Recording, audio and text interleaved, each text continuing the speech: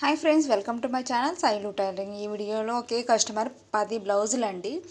నేనైతే ఒక tip follow అవుతాను. అదేంటంటే మన దగ్గర 10 రూపాయలు తక్కువ ఉందంటే కస్టమర్ మన దగ్గరకు వస్తాడు. ప్లస్ చిన్న ఎగ్జాంపుల్ అండి, లైనింగ్ వేరే వీధిలో 10 రూపాయలు తక్కువ, మన వీధిలో 10 రూపాయలు ఎక్కువ అంటే అక్కడికే వెళ్తారు కదండి. అలాగే మనం ఫినిషింగ్ కూడా నీట్గా ఉండాలండి.